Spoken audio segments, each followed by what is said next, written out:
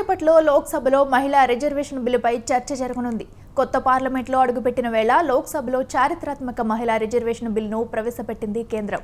చట్టసభల్లో మహిళలకు 33% రిజర్వేషన్లు కల్పిస్తూ నారీ శక్తి వందన బిల్లును సభలో ప్రవేశపెట్టారు కేంద్ర న్యాయశాఖ మంత్రి అర్జున్ రామ్ మేఘ్వాల్. ప్రస్తుతం లోక్సభలో 82 మంది మహిళా ఎంపీలు ఉన్నారని, రిజర్వేషన్లు అమల్లోకి వచ్చిన తర్వాత ఆ సంఖ్య 181కి పెరుగుతుందన్నారు.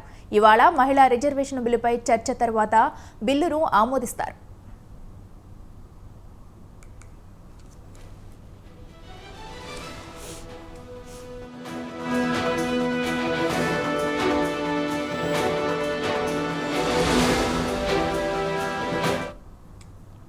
ఈ సమావేశానికి 6 గంటల పాటు బిల్లు చర్చ జరుగుతుంది. ఈ బిల్లునకు ఏకగ్రీవ ఆమోదం తెలపాలని కోరుతున్న కేంద్ర ప్రభుత్వం ఇవాళ లోక్సభలో జరగనున్న మహిళా రిజర్వేషన్ బిల్లుపై కాంగ్రెస్ తరపున బిల్లుపై సోనియా గాంధీ మాట్లాడనున్నారు. ఓబీసీ కోటా సహా పలు అంశాలపై విపక్షాలు డిమాండ్ చేస్తున్నాయి.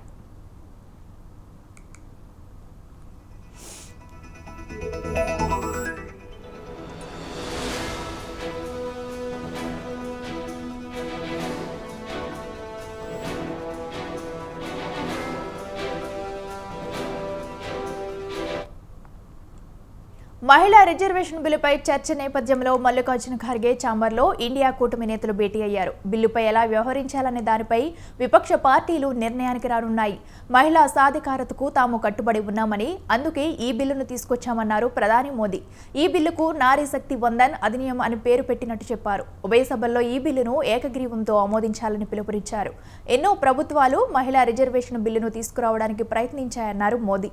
కానీ దైవమే తనను ఈ బిల్లును అమలు చేసేందుకు పంపిందన్నారు. ఇక రేపు రాజ్యసభ ముందు మహిళా రిజర్వేషన్ బిల్లు రానుంది.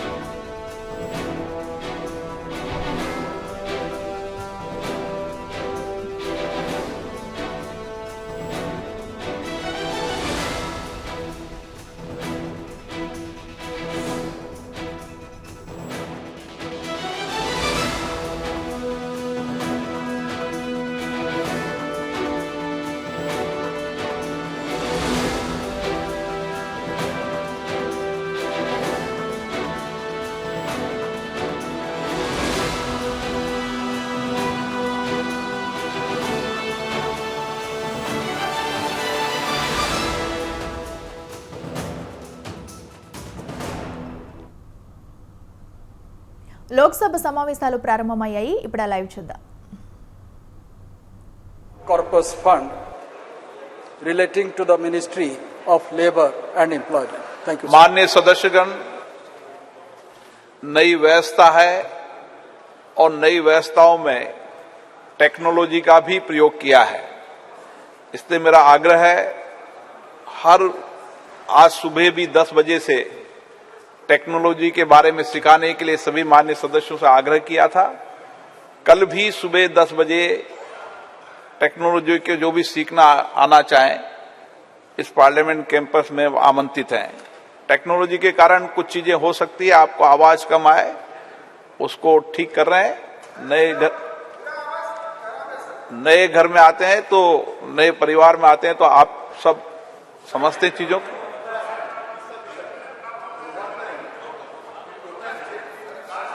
जी, whether any paper circulation can be circulated at least for few days. ठीक है. और इसीलिए इस नई व्यवस्था में सभी लोग आसन का सहयोग करेंगे, ऐसी मेरी अपेक्षा है. जो कुछ भी व्यवस्थाओं के अंदर आपको लगे मुझे बताएं. इस 2 दिन के बाद आपको व्यवस्थाएं और व्यवस्थित मिलेगी. जितना दिन 2 दिन में ठीक होगा आप कोशिश करेंगे, नहीं तो नए सत्र के समय सब व्यवस्थाएं मिलेगी. हम सब जानते हैं कि नए प्रयोग में कुछ चीजें टेक्नोलॉजी को, हाँ वो भी सब विषय मेरे ध्यान में, और भी आप लिखकर मुझे डाल देना, मैं प्रयास करूंगा. Item number 9. धन्यवाद अध्यक्ष महोदय. एक मिनट. संविधान 128 व संशोधन विधेयक 2023. माननीय मंत्री जी. धन्यवाद अध्यक्ष महोदय. With your permission, sir, I move that the bill further to amend the Constitution of India be taken into consideration. The Constitution 128th Amendment Bill 2023. मैं अध्यक्ष महोदय इस बिल की कुछ जानकारियां सदन के पटल पर आपकी अनुमति से रखना चाहता हूं। अध्यक्ष महोदय, ये कॉन्स्टिट्यूशन अमेंडमेंट बिल है और महत्वपूर्ण बिल है। महिला सशक्तिकरण की दिशा में एक बढ़ता हुआ कदम है। दुनिया को भी दिशा दिखाने वाला ये बिल है। अमृतकाल की बेला में भारत को विकसित भारत बनाने की दिशा में एक महत्वपूर्ण कदम बढ़ाने वाला भी ये बिल है। माननीय अध्यक्ष महोदय, जैसे मैंने कल जिक्र किया था कि बाबा साहब भीमराव अंबेडकर जी ने 25 नवंबर 1949 को जब संविधान बन गया था और उनका अंतिम भाषण था तो उन्होंने एक चेतावनी दी थी कि 26 जनवरी 1950 को राजनीतिक समानता तो प्राप्त हो जाएगी, लेकिन सामाजिक और आर्थिक क्षेत्र में जो असमानता रहेगी उसे आने वाली सरकारों को दूर करना होगा। उन्होंने ये भी कहा था, मैं कोट अनकोट कहना चाहता हूं, 26 जनवरी 1950 को हम परस्पर विरोधी जीवन में प्रवेश करने जा रहे हैं। राजनीति में हमारे यहाँ समानता होगी और सामाजिक और आर्थिक जीवन में असमानता होगी। राजनीति में हम एक व्यक्ति एक मत के सिद्धांत को मान्यता देंगे। हमारे सामाजिक आर्थिक जीवन में हम अपनी सामाजिक और आर्थिक संरचना के कारण एक व्यक्ति एक मूल्य के सिद्धांत नकारते रहेंगे। इस विरोधापूर्ण जीवन को हम कब तक जारी रखेंगे? कब तक हम अपने सामाजिक और आर्थिक जीवन में समानता से लोगों को वंचित रखेंगे? अब इसके बाद जो सरकारें आई है, बाबा साहब के इस चेतावनी को भी ध्यान में ज्यादा नहीं रखा। ऐसा नहीं है कि उन्होंने योजना नहीं बनाई सामाजिक आर्थिक समानता लाने की, लेकिन जैसे ही 2014 में नरेंद्र मोदी जी आते हैं प्रधानमंत्री के रूप में देश में, उसके बाद से सामाजिक आर्थिक असमानता को दूर करने के लिए बहुत सी योजनाएं बनाते हैं, जिसका कल मैंने कईयों का जिक्र किया। बहुत सी योजनाएं जिसमें महिला सशक्तिकरण की योजनाएं भी सम्मिलित है।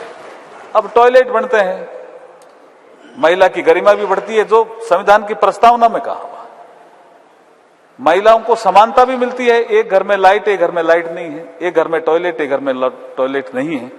तो ये समानता लाने का अधिकार महिलाओं को सबसे ज्यादा 2014 के बाद इसने स्केल भी बढ़ाया, योजनाओं में बजट भी बढ़ाया और स्पीड भी बढ़ी। इसलिए मैं ये कहना चाहता हूं कि भारत के संविधान की प्रस्तावना में सामाजिक और आर्थिक न्याय का भी उल्लेख है और प्रतिष्ठा और अवसर की समानता का भी उल्लेख है। आज के इस बिल से महिलाओं की प्रतिष्ठा तो बढ़ेगी, अवसर की समानता भी बढ़ेगी, महिलाओं को रिप्रेजेंटेशन मिलेगा। इसके महत्वपूर्ण 4 ऐसे क्लोज हैं जिनका मैं जिक्र करना चाहूंगा कि हम जो इस बिल के माध्यम से अमेंडमेंट कर रहे हैं, इसमें 4 महत्वपूर्ण क्लोज हैं। बाकी जो चर्चा होगी उसके बाद जो विषय आएंगे उसका बाद में उत्तर देने का अवसर मिलेगा, आप देंगे तो मैं दूंगा। पहला जो क्लॉज है वो संविधान का आर्टिकल 239, उसमें हम एक 239AA जोड़ रहे हैं, जिससे नेशनल कैपिटल दिल्ली की असेंबली में महिलाओं के लिए 33% सीट का रिजर्वेशन सुनिश्चित होगा। ये it is a first amendment clause है इस बिल में, क्लॉज 2। फिर हम दूसरा क्लॉज 3 जोड़ रहे हैं, जिसमें 330 आर्टिकल जो संविधान का है उसमें 33A एक हम सेक्शन जोड़ रहे हैं, आर्टिकल जोड़ रहे हैं, जिसके अनुसार महिलाओं के लिए लोकसभा में 33% आरक्षण होगा। लोकसभा में ये बहुत बड़ा कदम है अध्यक्ष जी, बहुत बड़ा कदम है। और तीसरा संशोधन बिल के क्लॉज 4 के अनुसार संविधान के आर्टिकल 332 के बाद एक नया आर्टिकल 33A जोड़ा जा रहा है, जिसके अनुसार महिलाओं के लिए स्टेट लेजिस्लेटिव असेंबली में 33% सीटों का प्रावधान हम करने जा रहे हैं। और जो चौथा एक क्लॉज है 5, उसके अनुसार संविधान का आर्टिकल 334 के बाद एक नया आर्टिकल 33A जोड़ा जा रहा है, जिसके अनुसार महिलाओं के लिए ये आरक्षण जो आज ये सदन चर्चा के लिए ले रहा है, ये आरक्षण 15 सालों के लिए प्रभावी रहेगा। 15 सालों के बाद अगर इसको बढ़ाना है तो ये संसद ही तय करेगी, ये संसद को अधिकार रहेगा। और ये जो सीटें हैं जितनी आज है, जैसे जैसे सीटें बढ़ती जाएगी 33% के अनुसार महिलाओं का आरक्षण भी बढ़ता जाएगा। अब मैं थोड़ा सा कि काफी कल भी चर्चा हुई, मैं थोड़ी हिस्ट्री देना चाहता हूं कि भारतीय जनता पार्टी ने अपने राष्ट्रीय कार्यकारिणी की बैठक जो वडोदरा में हुई उसमें सबसे पहले संशोधन करके महिलाओं को सशक्त करें पार्टी में, इसके लिए 33% महिलाओं से पद भरे जाएंगे ऐसा निर्णय किया। उसके बाद वातावरण बना, दूसरी पार्टियों में भी प्रेशर आया। अब किया कि नहीं किया मुझे पता नहीं है, लेकिन उसके बाद से भाजपा लगातार लोकसभा और राज्यसभा में 33% सीटें आरक्षित करने के लिए निरंतर प्रयास करती रही। और जब अटल जी की सरकार आई तो बिल लेकर के भी आई, कई बार सर्वसम्मति की बैठकें बुलाई सभी दलों की, कई बार प्रयास अटल जी ने किए। 12वीं लोकसभा के समय 98 में, 13वीं लोकसभा के समय 99 में महिला आरक्षण विधेयक लोकसभा में प्रस्तुत किया गया। और उपलब्ध रिकॉर्ड के अनुसार 1996 में 11वीं लोकसभा के दौरान एसटी देवेगौड़ा के समय भी ये पहली बार प्रस्तुत हुआ। उसके बाद ये कमेटी में चला गया और कमेटी ने रिपोर्ट दी। रिपोर्ट देने के बाद लोकसभा भंग हो गई तो वो बिल भी समाप्त हो गया। मैं ये हिस्ट्री इसलिए देना चाहता हूं कि बाद में फिर यूपीए फर्स्ट के समय 17 दिसंबर 2009 में ये जो कमेटी की रिपोर्ट आई, जो बिल इन्होंने पेश किया मनमोहन सिंह जी के समय, इस रिपोर्ट के बाद 9 मार्च 2010 को ये बिल राज्यसभा में चर्चा के लिए लाया गया। 2 दिन चर्चा हुई। चर्चा का दौरान विरोध भी काफी हुआ, कुछ सांसदों ने बिल की कॉपियां भी फाड़ी, लेकिन अंततः राज्यसभा से ये बिल पास हुआ। इसमें भाजपा का सपोर्ट था, भारतीय जनता पार्टी ने खुले मन से सपोर्ट किया था इस बिल का। राज्यसभा में चर्चा तथा पास होने के बाद 12 मार्च को अध्यक्ष जी, जैसा आप प्रक्रिया जानते हो संसदीय परंपरा की, 12 मार्च 2010 को यह बिल लोकसभा में कम्युनिकेट हो गया। लोकसभा के सेक्रेटरी जनरल ने इसको पढ़ दिया तो ये लोकसभा की प्रॉपर्टी हो गया। और जब प्रॉपर्टी हो गया तो उसके बाद कई बार हम प्रतिपक्ष में थे उस समय, हमने भी डिमांड की कि इस बिल को ले आओ, लेकिन इनको सत्ता सुख का ज्यादा विषय था, इस बिल के बारे में चिंता कम थी, इसलिए बिल लेके नहीं आए। फिर लोकसभा जैसे ही भंग हुई 18 मई 2014 को तो ये बिल भी लैप्स हो गया। तो लोकसभा में तो कभी इनके पीरियड में चर्चा के लिए नहीं आया। फिर मैं ये कहना चाहता हूं कि ये कल जो अननेसेसरी ये विवाद कर रहे थे, संविधान में साफ लिखा हुआ है, आर्टिकल 107 के सब आर्टिकल 5 में प्रावधान है, यदि कोई बिल लोकसभा में लंबित है तो वह लोकसभा के विघटन के साथ ही लैप्स हो जाएगा। It is a constitutional provision. तो मैं आपके माध्यम से ये कहना चाहता हूं कि ये बहुत महत्वपूर्ण बिल है। इसमें अगर सर्वसम्मति बने आपके माध्यम से तो बहुत अच्छा रहेगा। सदस्यों के जो सुझाव आएंगे उनको हम जरूर ध्यान में लाएंगे, क्योंकि एक कविता के माध्यम से अभी का भाषण में समाप्त करना चाहता हूं। नारी के बारे में हमारे शास्त्रों में लिखा है, तुम सृष्टि की आधारशिला, तुम सृष्टि की आधारशिला, तुमसे मानव को प्राण मिला, संगीत तुम्हारा कण कण में, तुमने जीवन में रंग भरा, तुम मां भी हो और बेटी भी, तुम बहन और अर्धांगनी, तुम प्रेम भी हो और शक्ति भी, तुमसे ही जीवन पूर्ण हुआ। ये बिल पास करो जिससे ये हमारा प्रतिनिधित्व वाला मामला भी पूर्ण होगा। बहुत बहुत धन्यवाद अध्यक्ष जी। मैं चाहता हूं कि चर्चा प्रारंभ की जाए और सर्वसम्मति से बिल को पास करने का प्रयास किया जाए। आपको एक मिनट, आपको पूरी डिबेट पे पर्याप्त मौका दिया जाएगा, उस समय आप विषय रख देना।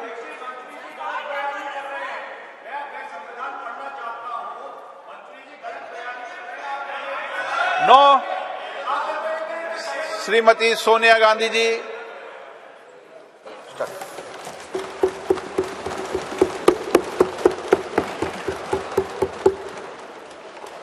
अध्यक्ष महोदय, आपने मुझे बोलने का इजाजत दिया, मैं आपकी आभारी हूं। भारतीय राष्ट्रीय कांग्रेस की तरफ मैं नारी शक्ति बंधन अधिनियम 2023 के समर्थन में खड़ी हुई हूँ।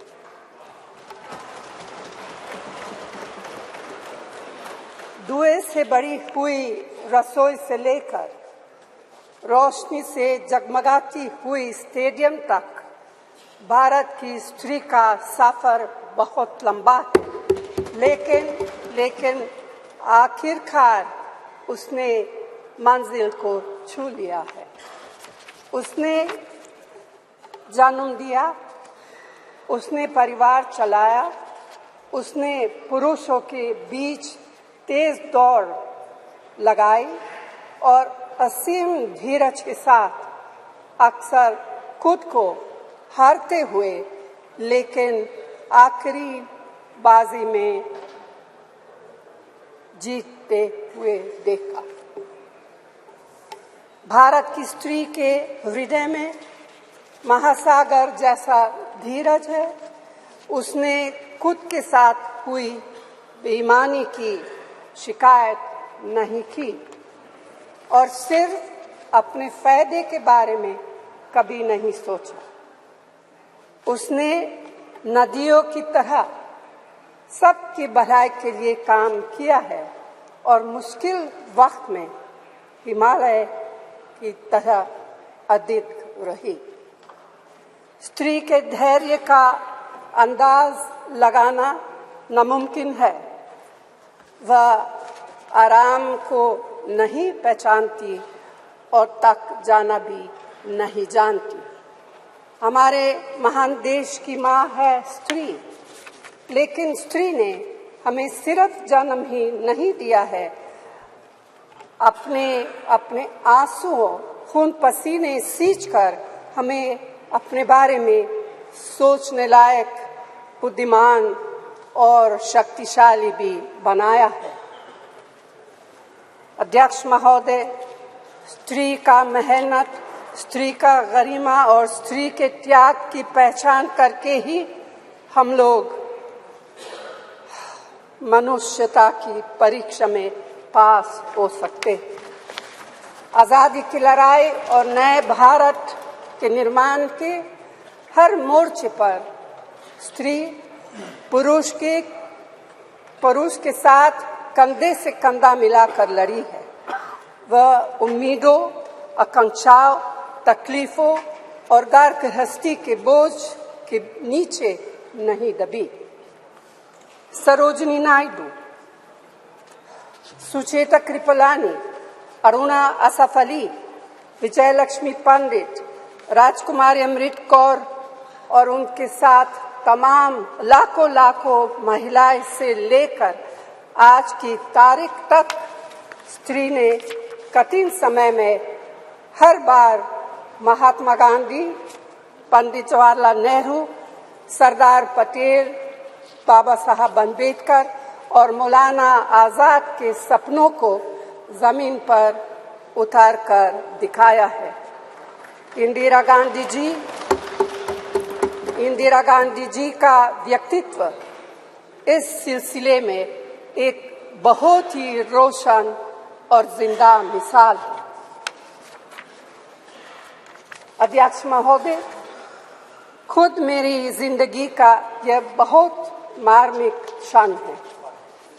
पहली दफा स्थानीय निकायों में स्त्री की भागीदारी तय करने वाला संविधान संशोधन मेरे जीवन साथी राजीव गांधी जी ही लाए थे।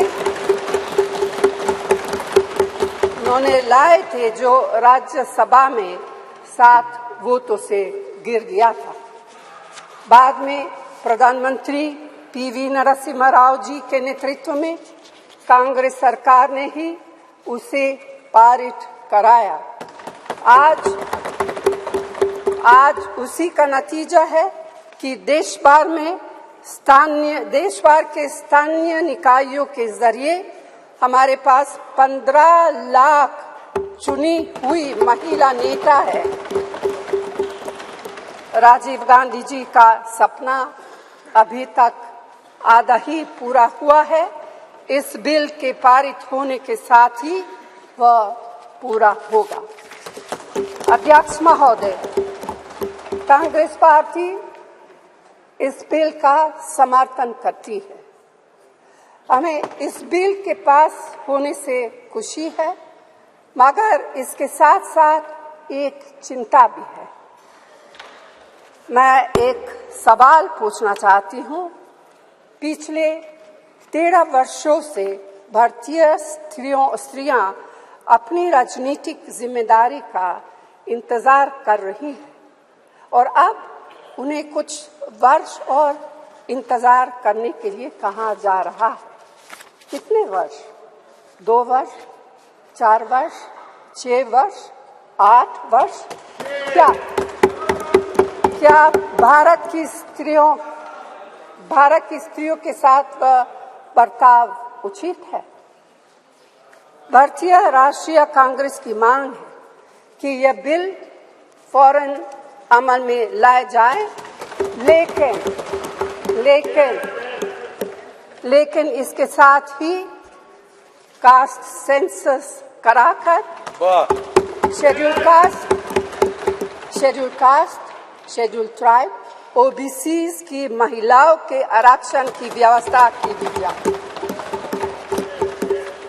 सरकार को इसे साकार करने के लिए भी जो कदम उठाने की जरूरत है वह उठाने ही चाहिए। अध्यक्ष महोदय, स्त्रियों के योगदान की स्वीकार करने और उसके प्रति आभार व्यक्त करना का यह सबसे उचित समय। इस बिल को लागू करने में और देरी करना भारत की स्त्रियों के साथ घोर नाइंसाफी है। भारतीय राष्ट्रीय कांग्रेस की तरफ से मैं आपके द्वारा सरकार से मांग करती हूं कि नारी शक्ति बंधन अधिनियम 2023 को उसके रास्ते की सारी रुकावटों को दूर करते हुए जल्दी से जल्दी लागू किया जाए। ऐसा करना न सिर्फ जरूरी है बल्कि संभव भी है। धन्यवाद।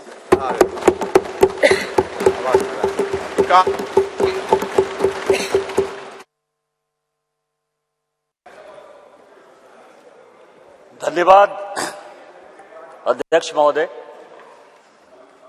मैं अपने पार्टी का और इस देश के माननीय प्रधानमंत्री जी शुक्रगुजार हूं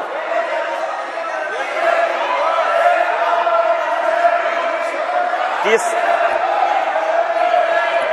इस ऐतिहासिक बिल पर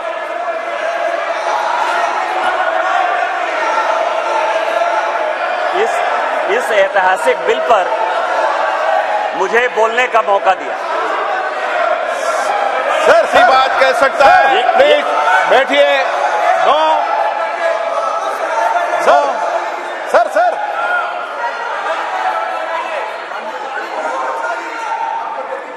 माननीय अध्यक्ष जी, मैं अधीर रंजन जी को इतना पूछना चाहता हूं, क्या महिलाओं की चिंता सिर्फ महिलाएं ही करेगी, पुरुष नहीं कर सकते हैं? किस प्रकार के समाज की आप रचना चाहते हैं भाई? महिलाओं की चिंता, महिलाओं का हित, महिलाओं से आगे बढ़कर भाइयों ने सोचना चाहिए। यही इस देश की परंपरा है। महिलाओं के बारे में सोचने का अधिकार सभी को है। तो हमारे साथी सांसद निशिकांत जी खड़े हुए हैं, इसमें उनको क्या आपत्ति है? उनको खड़ा होने नहीं मिला पहले, इसलिए थोड़ा जेलस हो रहे हैं शायद। निशिकांत जी। माननीय अध्यक्ष जी,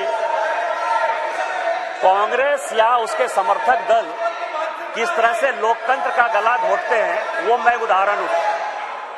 मैं गांव में पैदा हुआ, मेरे माँ पिताजी आज भी गांव में रहते हैं। आज जब मैं पार्लियामेंट के लिए चल रहा था तो मेरी माँ आज एम्स देवघर में भर्ती है सर। उसने मुझे फोन किया कि बेटा यदि पार्टी तुमको मौका देती है तो आज इस बिल के बारे में जरूर बोलो। और इसीलिए कहा उसने कि जो महिला है सर, आज यदि सारे पुरुष यहां मौजूद हैं, उसका कारण महिला है।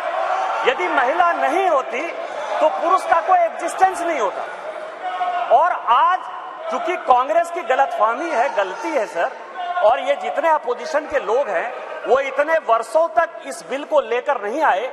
हमारे माननीय प्रधानमंत्री जी ने ये नैतिक साहस दिखाया, हमारी पार्टी ने ये नैतिक साहस दिखाया। आज हम बिल लेकर आए हैं कि इनके पेट में दर्द हो रहा है सर। हम बरसों से सुनते रहे सर कि जननी जन्मभूमिश्च स्वर्गादपि गरीयसी यत्र नार्यस्तु पूज्यन्ते रमन्ते तत्र देवता। लेकिन क्या हुआ? इस देश में महिलाएं स्कूल एजुकेशन के लिए परेशान थी। जब तक माननीय अटल बिहारी वाजपेयी जी की सरकार नहीं आई, सर्व शिक्षा अभियान इस देश में नहीं आया, महिलाओं का जो है शिक्षा का लेवल नहीं बढ़ पाया सर। महिलाएं यदि बच्चियां स्कूल जाती थी तो उनको जो है खाना बनाकर जाना पड़ता था सर।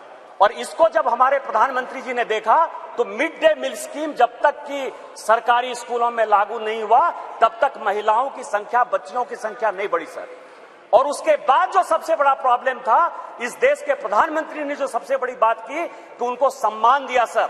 सारे स्कूल में, स्मृति ईरानी जी उस वक्त एचआरडी मिनिस्टर थी, सारे स्कूलों में शौचालय बनाकर महिलाएं कैसे अच्छा से पढ़ेंगी, बच्चियां कैसे आगे बढ़ेंगी, उसी का ये उदाहरण है। और उससे आगे बढ़कर आज जो कल से लेकर परसों से लेकर माननीय प्रधानमंत्री जी लगातार बोल रहे हैं कि सही समय है, यही समय है। और इसी समय पर आज ये ऐतिहासिक सेशन बुलाकर माननीय प्रधानमंत्री जी ने महिलाओं को जो सम्मान देने का काम किया, उसके लिए हम भारतीय जनता पार्टी के कार्यकर्ता गौरवान्वित हैं। और हम उनका जो है आदर और नमन करते हैं कि उन्होंने महिलाओं को आरक्षण देने का फैसला किया। सर, मैं पढ़ रहा था, काफी बातें कही, मैं केवल 2-3 चीजें बताना चाहता हूं, फिर अपने विषय पर आऊंगा सर। ये देश इस संविधान से चलता है और इसका आर्टिकल 82, मनीष तिवारी जी यहां बैठे हुए हैं, कल से लगातार वो संविधान संविधान संविधान की बात कर रहे हैं। अभी सोनिया जी ने भी बोलते हुए बातें कही कि अभी क्यों नहीं लागू कर दिया, कब से लागू कर देंगे। ये देश संविधान से चलता है। मैं आर्टिकल 243D और आर्टिकल 243T, जिसके लिए कि उन्होंने बड़ा अपने आप को गौरवान्वित महसूस किया कि हमने पंचायत में जो है महिला रिजर्वेशन लागू किया, बड़ा अच्छा किया। लेकिन ये आर्टिकल में 243D और 243T हमने तो नहीं दिया। आप दोनों को पढ़ लीजिए, 243D और T क्या पंचायत में किस तरह से रिजर्वेशन होगा और म्युनिसिपल कॉर्पोरेशन में किस तरह से रिजर्वेशन होगा। आपने उसके लिए कभी ओबीसी की बात तो नहीं की। यदि इस आर्टिकल में यदि आपने डाला होता ओबीसी की बात, तो आप जब करिए बहुत अच्छा। इतने वर्षों से आपको नहीं दिखाई दिया। उसी तरह से 1947 से लेकर 49 तक ये पूरा संविधान सभा चलता रहा। परसों से यही भाषण सुन रहे हैं सर। इस कॉन्स्टिट्यूएंट असेंबली से लेकर 1952 से लेकर आज तक चुनाव हुआ, कभी किसी ने राज्यसभा में रिजर्वेशन की बात नहीं की, विधान परिषद में बात नहीं की। आज भी राज्यसभा में शेड्यूल कास्ट और शेड्यूल ट्राइब को रिजर्वेशन नहीं है, विधान परिषद में शेड्यूल कास्ट शेड्यूल ट्राइब को रिजर्वेशन नहीं है। आप कौन सी नई बात केवल पॉलिटिकल एंगल के लिए ले आते हैं? आपने जब नहीं किया, जब तक आज तक जो है भारत के संविधान में यह कहा गया कि राज्यसभा में कोई रिजर्वेशन नहीं होगा, विधान परिषद में कोई रिजर्वेशन नहीं होगा। और जब माननीय प्रधानमंत्री जी और भारतीय जनता पार्टी इस बिल को लाती है तो आप कहते हैं राज्यसभा में रिजर्वेशन नहीं है, विधान परिषद में रिजर्वेशन नहीं है। आप पंचायत में कहिए कि कोई ओबीसी को रिजर्वेशन नहीं होगा, चाहे म्युनिसिपल कॉर्पोरेशन में कोई ओबीसी को रिजर्वेशन नहीं होगा। और आर्टिकल 82 है सर, जो एडजस्टमेंट ऑफ ईच सेंसस की बात कर रही है और सीट बढ़ाने की बात, सब पढ़ लीजिएगा इस आर्टिकल को। इसमें कहा गया है कि 2026 तक सभी चीजों को हमने फ्रीज कर दिया है। आप अनकॉन्स्टिट्यूशनल काम करना चाहते हैं, आप उसके ऊपर जो है कहते हैं कि 2024 से लागू कर दीजिए, तुरंत सुप्रीम कोर्ट में जाएगा और सुप्रीम कोर्ट में तुरंत वो स्टक डाउन हो जाएगा। क्या आप चाहते हैं कि महिलाओं को रिजर्वेशन नहीं दें? और जिस तरह से आप केवल राजनीति के माध्यम से इस महिला रिजर्वेशन को लॉलीपॉप बनाते रहे, घुमाते रहे, वही भारतीय जनता पार्टी करे। हमारे प्रधानमंत्री जी हैं जो कहते हैं कि जिसकी मैं शुरुआत करता हूं उसका अंत भी करता हूं। यदि ये महिला रिजर्वेशन यहां आया है तो महिलाओं को अधिकार मिलेगा, मिलकर रहेगा, दुनिया की कोई ताकत इसको नहीं रोक सकती है। लेकिन इनके यहां क्या दिक्कत है सर? इनके यहां सबसे बड़ी दिक्कत है, और अभी जितने स्पीकर बोलने वाले हैं सर, वो स्पीकर 2026 में ये आर्टिकल 82 पढ़िए, संविधान को जो है पढ़िए, जो संविधान में लिखा हुआ है कि सेंसस होगा, सेंसस के बाद डिलिमिटेशन होगा, और डिलिमिटेशन के बाद जो है हम उसको लागू करेंगे। और ये आर्टिकल 82 कह रहा है, ये 82 कह रहा है।